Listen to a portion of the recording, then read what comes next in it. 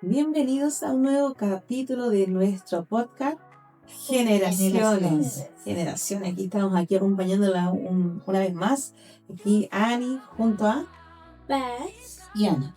Estamos aquí con ustedes, ¿cierto? Trayendo también nuevamente una historia para comentarla, para conversar sobre ella y también ir trayendo anécdotas tal vez de nosotras, ¿cierto? O cosas que uno va viviendo en el camino, porque son vivencias que siempre decimos, eso es un manual, son cosas que ya han pasado y también siguen pasando. Sé que la palabra del Señor nunca va a pasar. Y en esta ocasión traemos también una historia así muy especial, muy bonita, que Paz nos va a llevar en la introducción, como ya es costumbre, ¿cierto? Que ella nos cuenta un poco de cómo es la historia de cual nosotros vamos a hablar. Ya, Paz. Hoy día vamos a hablar de José. José fue un joven, pues, ni siquiera hombre, era joven, que era en sí el más chico en ese momento de sus dos hermanos. Y su papá le regaló una túnica de muchos colores.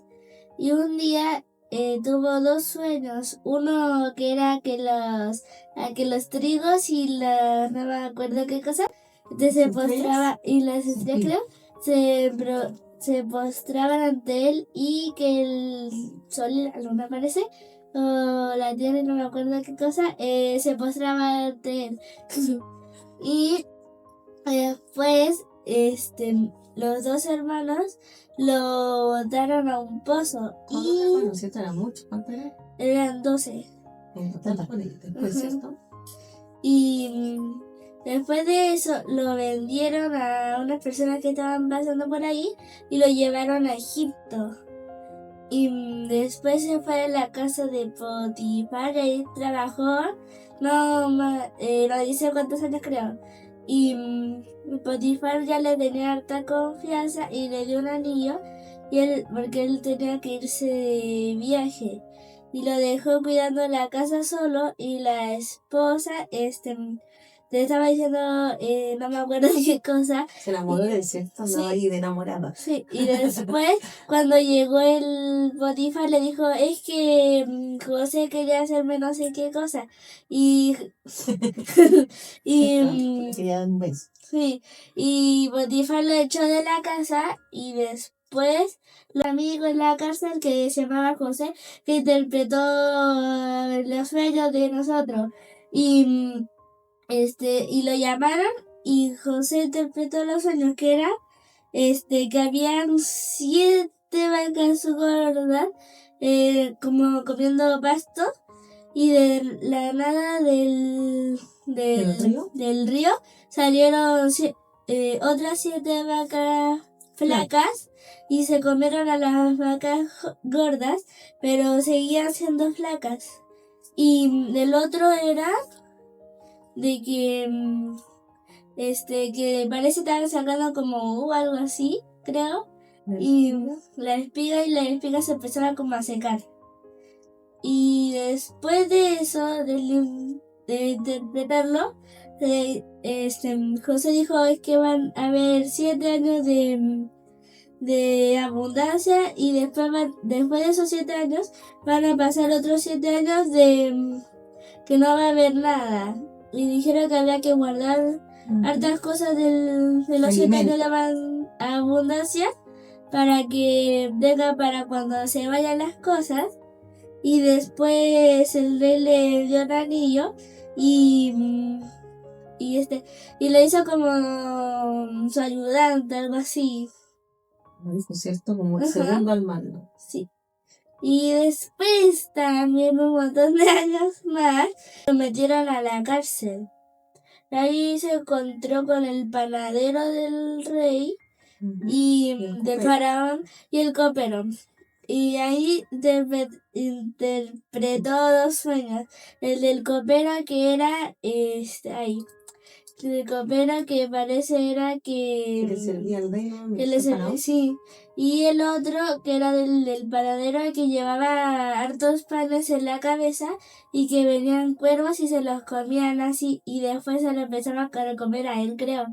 Y después de eso muchos años después, la verdad, al copero lo llevaron de nuevo a donde el rey, Y el José, antes de que lo llevara con el rey, le dijo, acuérdate de mí cuando vuelvas con el con faraón. el faraón. Y pasaron otros montones de años y el faraón tuvo como muchas veces un sueño raro y llamaron a mago o algo así y muchas personas como para que pudieran interpretarlo, pero nadie No podía, sabía ¿cierto? qué era. Y de repente sí, el copero se acordó de José y dijeron, es que ya lo tuve. Y después se encontró con sus hermanos y los perdonó y también se encontró con su papá. Muy bien. Muy Entonces bien. ahí Pa nos contó un poco cómo era la historia, ¿cierto? De José. Si bien ella dice muchos años, a veces no se le olvida que la cantidad. Sí, si fueron 2 años acá o menos, pero entendemos también que ya se sabe la historia entera. O sea, eso también es lo que ella va aprendiendo en la escuela dominical, ¿cierto? Lo que va leyendo, y eso es importante, que los niños sean instruidos Exacto. en estas historias que son tan bonitas, donde podemos encontrar tantas cosas en ellas. Sí. Y partimos con eso, partimos con la túnica, ¿cierto? Él contaba que él, José, le habían regalado una túnica de colores. Y a lo mejor él estaba tan contento con esa túnica y él quiso mostrársela a sus hermanos. Decir, mira, esta túnica me la regaló el papá, porque era el papá de todos, ¿cierto? No era la misma mamá. Y los hermanos lo tomaron así como, uy, el presumido que mi papá le regaló y el presumido porque sí. ¿Cierto? A lo mejor eso se entendieron ellos, puede haber sido, porque si yo le regalo algo solamente a Mateo, le digo, mira Mateo, esto es para ti, y él viene y dice, mira Paz, lo que me regaló, ella se va a sentir. Nada más que el Mateo sí lo presume. Claro, ella se va a sentir así, ¿por qué a mí no? Pero ahí también era como lo que hablábamos en los podcasts anteriores, ¿cierto? En Unidos, donde hablábamos los lenguajes del amor, Sí. donde a lo mejor para él era importante su lenguaje, era el regalo, donde él mostraba, mira, esto me regaló, y no tanto que era porque era una capa a lo mejor cara, no, si era porque se lo había regalado su papá. Y también a lo mejor su lenguaje secundario pudo haber sido eso, las palabras de afirmación, y él quería que los demás le dijeran, uy, sí, qué linda que se te ve bonito, se te ve maravilloso. A lo mejor él estaba esperando eso. No lo quiso hacer de una mala intención. Claro. Pero ahí es donde cuando aparece el celo, la envidia, ¿cierto? Que cambia todo el formato de lo que le estaba mostrando. Claro. Le estaba mostrando algo contento, feliz, y más encima agrega que cuenta los sueños, como decía Paz, y ellos se sienten y dicen, ¿cómo nosotros nos vamos a arrodillar ante ti? Viéndolo como el hermano chico, y en esos tiempos los hermanos menores se les miraba inferior. Sí. Tenemos que dejar también contar eso, que que los mayores eran como los que tenían, ¿cierto? La bendición, lo importante del primogénito, pero el menor se le veía muy por debajo, y ahí también se mezcla como la historia de David, que él era el que estaba viendo la oveja, y nadie se acordó cuando fue el sacerdote, ¿cierto? Samuel a buscar a quien iba a poner como rey, y llamaron a todos los hijos, menos a él, porque era el más chico, y muchas veces pasa eso. Y en esta historia ya nos muestra que por el ser más chico ya era ignorado por los hermanos. Y eso provocó envidia. ¿Cierto? Podemos ver envidia en este tiempo en tantas cosas, si nos puedes comentar. Sí, bueno, hay que también notar de que él era jovencito todavía, y como joven él con todo el sueño, Impulsivo, ¿cierto? claro, impulsivo y con todo un sueño, algo, pero él no tenía revelación del sueño todavía. Él solamente soñaba y no sabía lo que significaba. Ahora que los hermanos eran mayores y le tomaron otro significado, eso es otra cosa. Ahora, la envidia que desató esta actitud, ¿cierto?, de Jacob hacia su hijo, también tenía una justificación, porque él era hijo de la mujer que Jacob amaba, que era el hijo de la mujer por la que él trabajó 7 años, que después lo engañaron, pero el amor de su vida era Raquel. Y agregar que ella era estéril. Claro. Y dice que el Señor abrió su simiente y ahí nace José. Y su hermano. Y él era pequeño, ¿cierto? Sí. Y después nace Benjamín también. Sí. Pero sin contar que estaban los otros 10 ya. Claro, ya habían 10 hermanos mayores, y a lo mejor mucho mayores que él. Entonces, lo que yo creo que tenemos que destacar es lo malo que es la envidia, lo dañina que es la envidia, ¿cierto? No solamente, bueno, en la familia, envidia y celos, que son muy parecidos, los matrimonios, en los trabajos, en todo lugar, hasta ministerialmente, hay celos ministeriales que pueden quebrantar una relación, una iglesia, pueden quebrantar amistades. Entonces, eso existe y eso es muy dañino, donde lo apliquemos. en el lugar que lo apliquemos, en las personas que lo apliquemos, la envidia es lo más dañino porque la envidia te hace hacer cosas que nunca a lo mejor tú puedes haber imaginado que alguien haga. Como ellos que tomaron a su hermano para matarlo. No tomaron para ir a botarlo, que un poco más pasable, para matar a su hermano. O sea que podemos destacar en esto que la envidia es algo dañino, que no es de Dios, que no es natural. No es natural que uno quiera matar a su hermano, que no son de la misma mamá, pero son del mismo papá y son familia. Exacto, cómo vino a dañar, ¿cierto? La envidia vino a destruir prácticamente. Dice que hay uno que como que se arrepintió un poco, pero igual se dio. Y después dice que él lo fue a buscar y ya no estaba en este agujero porque lo pusieron primero en un agujero y después lo vendieron. O sea, llegar a vender a su hermano sin saber, imagínense, sin pensar, decir qué le va a pasar, a quién lo vendimos, qué van a hacer con él. O sea, no les importó nada. ¿Por qué? Porque muchas veces la envidia nos ciega. Sí. El celo hace que se ponga un velo en nosotros y nos cegamos y no vemos más allá. Es tanto la ira que pueden tener, la rabia, todo eso, la contienda que hay en ellos que no dejan ver nada más. O sea, ellos no vieron que era su hermano pequeño, que pudo haber sido, no sé, hoy en día tantas cosas que suceden en el mundo, vender a un hermano hoy en día sería terrible, pero ellos no pensaron en nada. Y todo partió por una túnica, por un sueño que él, como nos decías tú, que no supo interpretarlo, él solamente lo contó. Y ahí es donde él pierde su primera túnica, ¿cierto? Porque le quitan la túnica, su túnica que él tanto amaba, apreciaba, porque se la había regalado a su padre. Y aparte tenía como 17 y después ya cuando se volvió a encontrar con sus hermanas tenía como 30 y algo ya. Y 32, claro, que han pasado muchos años. Pero cuando es rasgada, ¿cierto? Quitada su túnica y es rasgada, porque ellos la rompieron, la mancharon con sangre para que el papá creyera que se lo habían comido, él pierde esa túnica. Pero va en el camino y solamente queda ahí en ese momento confiar en Dios qué va a pasar, porque tú no sabes qué va a pasar ni siquiera de aquí a unos centímetros. O sea, él iba caminando, llevándoselo a otras personas, ¿cierto? Unos egipcios, donde ahí ahora él es vendido, pero ahí también el Señor lo acompañó y lo cuidó.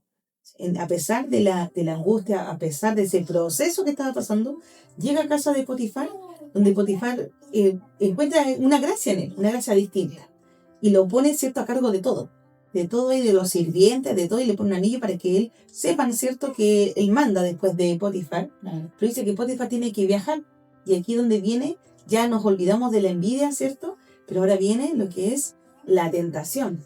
Viene la tentación sobre él.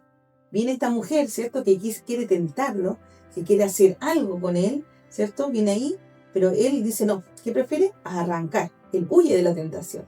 Él se acuerda también de que está Potifar, que él también, al ser su amo, él también quiere a su amo porque lo pone en un lugar cómodo, ¿cierto?, donde él tiene todo. Y ahí donde esta mujer dice que lo toma y lo rasga, le rasga la vestidura. Y una vez más, es quitada otra túnica más que él tenía encima. Pero cuando viene la tentación, qué importante es huir de la tentación, ¿cierto? Sí, la tentación es algo que viene de repente, pero también, bueno, dicen que tiene que ver con el corazón y con lo que hay en el corazón desde antes. Y ahí uno cuando decide también, si cae la tentación o se hace fuerte. La tentación es algo que no es de Dios, porque el Señor nunca va a tentarnos, porque el Señor sabe como nosotros siempre es del enemigo. O sea que cuando viene algo a sacarte, porque la tentación es sacarte de donde tú estás para llevarte a otro terreno que te va a traer muchos problemas y muchas cosas malas, que te va a hacer perder lo que ya tenías, te va a hacer perder tu paz, tu tranquilidad, puedes perder tu familia, puedes perder trabajo, puedes perder tu libertad. Y no hablemos solamente de la libertad de ir a una cárcel, tu libertad mental, tu libertad emocional, tu libertad espiritual, tu libertad como persona de amar. Una vez que tú eres tentado en un adulterio, por ejemplo, ya cambia todo, cambia todo. La visión que tú tienes hacia tu familia, hacia tu esposa, te cambia totalmente todo. O sea, él cuando fue tentado era para cambiar lo que Dios tenía para él. Y en ese minuto, en ese segundo, él escogía si caer en la tentación y perder todo lo que Dios ya tenía planeado desde un principio para él, o vencer la tentación y seguir camino a lo que Dios tenía para él. Exactamente, es cierto. Yo me recuerdo siempre de una historia que contaba el pastor Sixto Porra, que la hablábamos en podcast anteriores, que él tiene una universidad, grande que se llama Enfoque a la Familia, y él siempre contaba que él llevaba anotado, por ejemplo, en su billetera, todas las cosas que él tenía y todo lo que él podía perder si él un día caía en la tentación. Entonces dice que él iba en un taxi y todo, y había ido a otro país a predicar.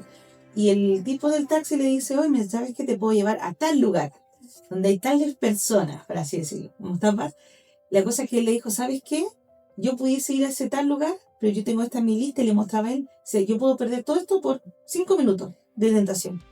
Y perder mi autoridad, ¿cierto? Perder mi testimonio, perder mi universidad que tengo hace años de familia, tener todo lo que yo he aprendido con mi hijo, por 5 minutos. No sé, él decía que él también a veces tenía ese recordatorio por lo mismo, el huir de la tentación, porque perdemos más de lo que vamos a ganar, ¿cierto? Por ese momento. A lo mejor la historia en ese momento de José, si lo hubiera aceptado, hubiera sido muerte, porque la mujer igual lo hubiera contado. Pero dicho, ¿sabes qué, Potifar? Pasó esto y esto. Y hubiera sido a lo mejor una condenación a muerte. Pero él huyó. Dice que a él le dolió también el enterarse de esto, como que una parte de él creía y otra parte de él no creía, pero estaba la mujer ahí diciendo, no, es que pasó esto. Y ella tenía la túnica que le había rasgado a sí mismo, como fue con su padre, ¿cierto? Que mostraron, aquí está la túnica ensangrentada, él murió, y aquí está la túnica, él hizo esto. Entonces estaba la prueba nuevamente, la túnica. Y ahí él es llevado a la cárcel. Sacado de su lado de comodidad, sacado del lugar donde él había encontrado, por así decirlo, una familia nuevamente, porque ahí hizo amistades tal vez con la misma gente del servicio, con Potifar, que lo tenía como en gracia, y ahora nuevamente pierde su lugar por otra persona que vino, quiso tentarlo, no resultó, y en su corazón, ¿qué pasó? No hubo envidia, pero sí hubo enojo, hubo rabia de decir, ¿por qué no me tomó atención? ¿Por qué me dejó así pagando? Nuevamente caemos en un otro sentimiento, en un mal sentimiento, ¿cierto? Que provocó que José fuera a la cárcel. Y muchas veces puede pasar que podamos provocar un mal sentimiento en otra persona sin querer hacerlo, y esta persona se encargue de hacernos la vida imposible, de hacer la vida imposible en el trabajo, en la casa, como pasó con la historia que contábamos anteriormente de Ana, de cómo Penina, en vez de disfrutar a sus hijos, ¿cierto? Estaba ahí molestando a Ana, que no tenía hijo, y la molestaba y le decía, no, es que te dan más comida porque sienten pena por ti. Provocaba eso, siendo que ella no tenía ni siquiera un hijo. ¿Cómo habrá sido después? Aún peor, ¿cierto? Pero eso es increíble cuando uno huye de la tentación. Y por eso aquí uno mejor es arrancar. Lo mejor es arrancar, porque es nuestra palabra, decimos, ¿sabes qué? Y nos deja esa tranquilidad. Yo sé que tú tienes como una historia sobre el tentarte y no tentarte. Si lo puedes contar. Bueno, yo viví una tentación, he vivido muchas tentaciones, pero creo que esa fue una de las que más me marcó, porque fue en un momento de mi vida en que estaba muy bien, yo con la familia, en mi ministerio, en mi iglesia, me sentía muy firme, muy motivada por todas las cosas del Señor, cuidando mi vida, cuidando todo, para ser agradable delante del Señor. Si eso es lo que uno busca cuando se cuida, tener una buena relación con el Señor. Porque hay cosas en nuestra vida que no deberían estar y que impiden nuestra relación fluida con el Señor. Estorban la oración, estorban el servir. La gente que tiene ya esos valores del Señor, que tiene eso que Dios le enseñó a cómo conducir su vida, se ve tentada, obviamente. Yo me acuerdo que en un año nuevo, donde yo tenía todo listo para mi familia, se suman invitados. Y el mismo día de Año Nuevo, el 31, me veo en la obligación de bajar a comprar más cosas para atender a los invitados que llegaban ese día. Y que lo que me faltaba en ese momento era más carne. Obviamente para el Año Nuevo la carne es carísima, pero tuve que hacerlo de última hora porque me llegaban visitas de última hora y fui a comprar al supermercado. El supermercado estaba lleno. Fui a buscar un carro, no había carro porque estaba lleno. Y yo andaba con una bolsa. Y me acuerdo que he hecho muchas bolsas así de carne porque más encima me encontré con que había ofertas, porque era el día 31 y la carne estaba mucho más barata de lo que yo la había comprado días atrás para la familia. Entonces, yo tenía que haber comprado 3 kilos de carne, por decir, y compré como 8 kilos de carne porque estaba muy barata. Y claro, como no tenía carro, yo le eché en la bolsa unas pelotas así de carne grande, envasada al vacío, que sé yo, la eché como 4. La he hecho ahí, he hecho algunas otras cosas que necesitaban champiñones, otras cosas más para los postres.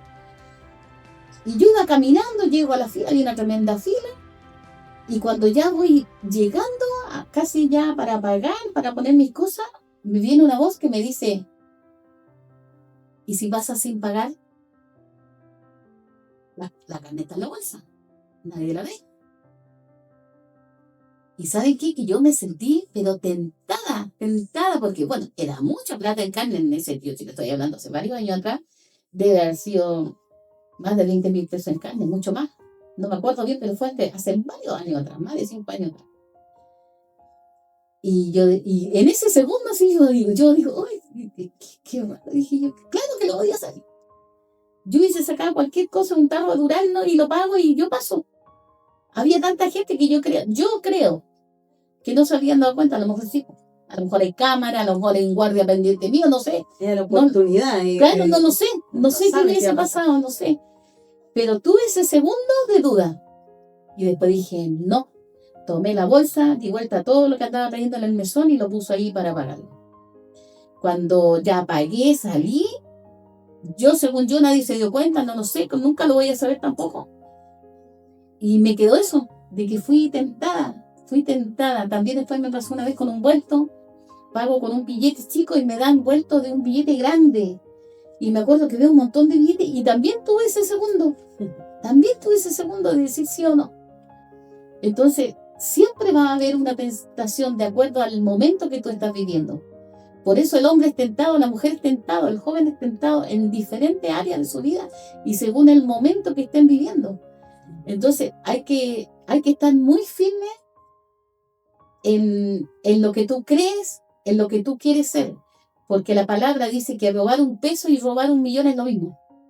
Entonces, que tú te equivoques y peques en la tentación haciendo algo pequeño o algo grande, es lo mismo. Caíste en la tentación y bueno, ya nunca más vas a ser el mismo, porque la tentación lo que viene es a robar algo de ti. ¿Qué roba? Tus valores, te roba tus valores inmediatamente. Tu tranquilidad. Tu tranquilidad, porque tu de ahí ya nunca más vas a ser el mismo. La conciencia te va a acusar. Va a estar constantemente acusándote de lo que hiciste. Así que es bastante complicado lo de la tentación. De hecho, los niños siempre nos preguntan cuando vamos en metro y dicen, ¿por qué ellos se saltan el del metro y uno tiene que explicar que eso no es correcto, ¿cierto? Y ahí estar ahí como nombrándole las cosas que no son correctas porque nosotros estamos educando, estamos enseñando. Después de esto, ¿cierto? José llega a la cárcel y en la cárcel dice que él también fue visto con buenos ojos y ayudaba al carcelero. O sea, una vez más, el Señor estuvo con él. Nunca lo abandonó, nunca lo dejó, siempre estuvo con él. Y ahí, en ese proceso, en esa cárcel, él pudo aprender a interpretar los sueños. Porque al principio hablábamos de que él contó los sueños, no sabía interpretarlos, no entendió lo que era. Pero después le pudo interpretar, como contaba Paz, ¿cierto? El sueño del copero y el del panadero. Pero en ese lugar, cuando él interpreta, ¿cierto?, el sueño de ellos, dice, acuérdate de mí. Dice que pasaron 2 años. Cuando recién se vuelve a acordar el copero y dice, oh, verdad. ¿Por qué? Porque Faraón había tenido un sueño y estaba ahí. Tenía ese sueño y nadie sabía interpretarlo y ahí se acuerdan de José. Pero la parte importante de esto es cuando llaman a José. Dice que el Faraón lo manda a llamar. Dice, entonces Faraón envió y llamó a José y le hicieron salir apresuradamente de la cárcel. Le cortaron el pelo y mudaron sus vestidos y vino Faraón. O sea, ahí sacaron, por así decirlo, esa túnica de esclavitud de la cárcel que él estuvo, le sacaron esas vestiduras, pero ahora le pusieron vestiduras nuevas. Ya no fue perdida la vestidura como anteriormente cuando perdió la túnica de colores, cuando perdió la túnica ahí con Potifar, sino que ahora a él lo revisten, le cambian esa ropa, lo presentan nuevamente, porque se iba a presentar con Faraón y muchas veces así, cuando nosotros nos presentamos al Señor, Él dice que nos cambia nuestras vestiduras, nos vuelve a recordar quiénes somos, y ahí cambia la vestidura de Él y cambia también su destino, porque cuando Él interpreta, ¿cierto?, lo que contaba Paz de las vacas flacas y todo eso, cambia el destino de Él, y lo vuelven a poner en un lugar especial, un lugar de honra. Dice que le pone anillo de nuevo en el dedo, y cambia la historia de José. Dice que dice, aquí yo te he puesto sobre toda la tierra de Egipto. O sea, nos pone ahora visible a todo Egipto. No era la casa solamente de Potifar, que a los que estaban ahí, sino que ahora lo pone delante de todos. O sea, todo el proceso que él pasó, termina siendo visto, ¿cierto?, en altura por todo Egipto.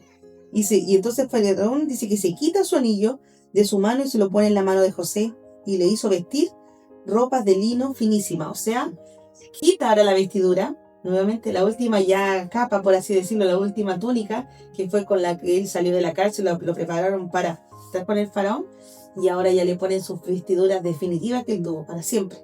Esa fue la túnica que él ya tuvo para toda la vida de ahí en adelante. Cuando es revestido nuevamente con las túnicas que ya se iba a quedar. Sí. Y de ahí es donde vuelven los hermanos. O sea, qué bonito entender que al final todo esto tuvo un propósito. Pero en esto él nunca dejó su mirada, nunca dejó la mirada del Señor. Y el Señor dice que siempre estuvo con él. Siempre estuvo con él, sí. Bueno, así es. Que el Señor siempre demostró que estaba con él, a pesar de que su proceso fue triste, fue largo, fue mucha decepción, que es lo que se vive mucho en este tiempo. Hay mucha decepción a causa de las personas, hay mucha decepción a causa de la actitud de las personas. Así que no es raro, ¿cierto?, que vivamos procesos de dolor, de poder sanarnos y de muchas cosas. Y es increíble cómo José, a través de cada uno de esos procesos, de haberse sentido seguro en la casa de Potifar, de encontrar a lo mejor un hogar, un ambiente que no era hostil, y pudo a lo mejor estar, no sabemos cuánto tiempo estuvo, pero estuvo ahí. Después salir de ese ambiente a otro ambiente que sí era de nuevo hostil, porque era la cárcel, era un ambiente duro. Pero ahí él supo ganarse su lugar, ¿cierto? Porque el Señor siempre estuvo con él. Y el Señor siempre está con nosotros. Lo que pasa es que a veces nosotros no entendemos los propósitos y no entendemos el proceso. Y el proceso es porque tiene un propósito. Después sale de ahí, ¿cierto? Y descifra los sueños. Y en ese tiempo hubo cambio de ser un soñador a ser una persona que interpretaba los sueños. Una persona que podía codearse con Potifar, que tenía un cargo en Egipto, ¿cierto? Después con el que mandaba en la cárcel y que también le dio un lugar en la cárcel que era mucho más holgado que el de un preso, un reo común y corriente. Sí, porque dice que él podía andar por la él cárcel. Él tenía beneficios en la cárcel. Él tenía beneficio después cuando salió de la cárcel delante de Faraón, y cada vez los beneficios eran más grandes.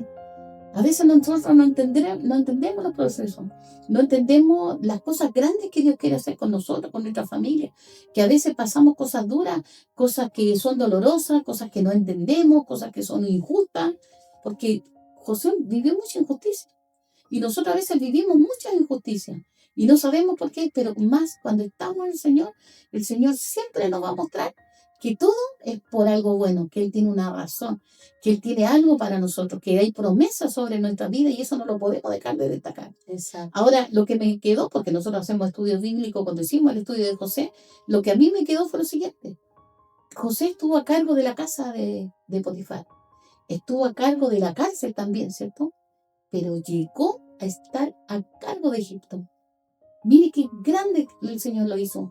Una persona influyente, una persona con poder, de haber sido algo tan pequeño, despreciado por su familia, a donde él llegó. Exacto, él debe ser un niño de 17 años cuando partió todo esto, ¿cierto? Y después luego tenía como 32 años, pero conocemos en esta parte a un Dios que fue fiel con él, a un Dios que no lo dejó, a un Dios que no lo desamparó, pero también después conocemos a un Dios que restituye. Sí. ¿Por qué? Porque después él se reencuentra con sus hermanos, ahí él perdona, él logra perdonar. Ahora sus hermanos ya ven a un hombre casado con 2 hijos, o sea, sus hermanos vinieron a ver sobrinos ya de José, nunca esperaron que José estuviera vivo, también se sorprendieron de eso, y también él pudo reencontrarse con su padre, o sea, su padre, ¿cierto? Pudo descansar, o sea, Jacob, sí, porque estamos hablando de Jacob, que era el padre de él vio hasta el último de sus hijos, o sea, la promesa del Señor que era que iba a estar con su descendencia, se lo dijo a Abraham, a Isaac, y se lo repitió a Jacob, y Dios no iba a permitir que Jacob perdiera así uno de sus hijos, a su hijo amado. Entonces, ¿qué hizo el Señor? Sí, vuelve a cumplir la promesa y él ya viejito ya ve a su hijo. Ve que estaba ahí, ve que estaba con vida, conoce a sus nietos, conoce a los nietos. Y dice que después el faraón le dice, cuando se enteró que él cierto, se reencuentra con su hermano, le dice, elige lo que quieras de la tierra donde ustedes se vayan a poner. O sea, más encima ya dio tanta gracia en ese faraón, ¿cierto? Que lo quiso para darle un lugar para que estuviera toda su gente, sus hermanos, su papá y todo lo que ellos traían. Y ahí donde después se ve la historia de cómo llegó el pueblo a vivir en Egipto. Porque después nosotros conocemos la historia de Moisés y la esclavitud, pero antes de que hubiera esa esclavitud, antes de que hubiera este Moisés, hubo un José que llegó a la tierra de Faraón, donde ellos fueron fructificados, donde ellos fueron bendecidos, porque fue una tierra que los bendijo mucho. Se multiplicaron por montones y fueron ellos enriquecidos en esa tierra. Después, claro, como pasaron los años cambiaron de Faraón, y se pierde un poco ahí la historia, pero en ese momento Faraón fue, bueno, o sea, fue el hombre, fue la tierra que Dios puso para su gente, puso para cumplir la promesa que le había hecho en ese tiempo a Abraham, de que se iba a multiplicar su descendencia, de que nos iban a poder contar, y así se fueron multiplicando. Entonces podemos ver un Dios que provee, ¿cierto? Un Dios que fue fiel, un Dios que restituye, un Dios que estuvo en todo momento, y Él nos enseña también, José, que también él amaba a sus hermanos, aprendió del proceso, más que quejarse del proceso, porque en el proceso aprendió a interpretar algo que él no sabía. O sea, sus habilidades fueron aumentadas, fueron perfeccionadas. Y además, también él perdonó, él enseñó a perdonar. Dolió, sí, dolió, tuvo que hacer una estrategia, ¿cierto?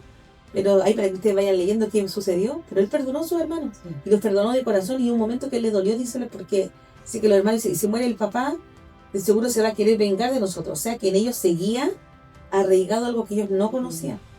Ellos no pasaron el proceso que pasó José. Y así todo, José, pasando el proceso, los pudo perdonar realmente. Y él le dice, que yo ya los perdoné. Y él le dolió que ellos siguieran dudando de eso. Y ahí hubo un momento, a lo mejor de inflexión, en que quiso hacer probar si realmente los había perdonado. Y él le vuelve a decir que él le había olvidado ya todo. Ya estaba todo saneado por su parte. Y el soltar. Eso fue lo que hizo José, soltó todo lo que había pasado hasta cuando quedó esa mínima duda, fue cuando se pregunta, ¿y si muere el papá se va a vengar? Ahí se demostró que él, además de perdonar, soltó. Por tanto, él no volvió atrás, él no volvió a pensar de nuevo en lo que sucedió, ni ustedes me vendieron, nada, sino que él soltó, y de aquí en adelante fue la mirada distinta. Incluso dándole tierra a sus hermanos, que no pasaron más hambre, porque en ese tiempo fue la escasez, y él fue preparado para incluso salvar a su familia.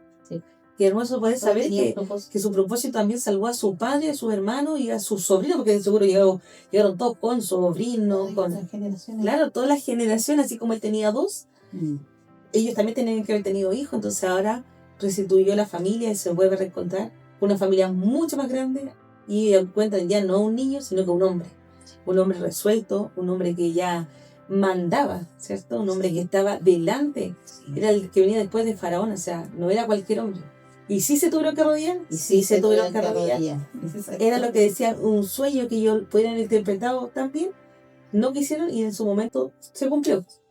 Se cumplió el sueño, se cumplió la profecía. Y ahí también nos muestra que es un Dios, cuando hay una profecía, tiene que haber el cumplimiento de esta. No importa el tiempo, porque a veces creemos que si nos dan una profecía algo, no, que se tiene que cumplir ya. No sabemos nosotros los tiempos, solamente Dios conoce los tiempos. Y en este caso pasaron muchos años, de los 17 a los 32, para que se cumpliera esa profecía. Años, y pasó entre medio historias y todo lo que la gente que él conoció. Eso fue lo que sucedió. Entonces, esa es la historia que queríamos contarle a ustedes sobre José. Una historia muy bonita que nos enseñamos mucho. Así que es importante que ustedes puedan leer sobre estas cosas, que nos enseñan tantas cosas, que nos afirman en la fe, ¿cierto? Nos afirman en la esperanza, y nos afirman todo, en creer que Dios, mira, a pesar de estar en la cárcel, a pesar de todo lo que pasó, estar en la esclavitud, estar ahí sirviendo, el Señor siempre estuvo, y siempre encontró la manera de ponerlo dentro de las circunstancias en un lugar mejor. Dentro de la situación, ponerlo a él en un lugar mejor, y así lo hace con nosotros. Así que nos despedimos. Muchas gracias por su atención, ¿cierto? Por estar ahí con nosotros. Compartan estos podcasts, denle like y esté con nosotros ahí. Ahí ponga su comentario, lo que quiera. Nosotros queremos que sea ameno siempre esta conversación, no una forma de tan teórica, ¿cierto? De contar así, no. Sino que sea algo que podamos conversar y que haya también ir aprendiendo, y los niños que vayan aprendiendo. Pues tenemos a Paz aquí, quien se sabe la historia y ya nos da la introducción hermosa, ¿cierto? Así que exacto, como una niña lo ve. A veces se puede olvidar, ¿cierto?, los detalles de año y todo, pero de contar todo, esta historia, que esta era una historia muy larga, ella entendió toda la esencia de la historia de José. Así que nos despedimos. Así que nos vemos en el próximo capítulo. Así que chao a todos.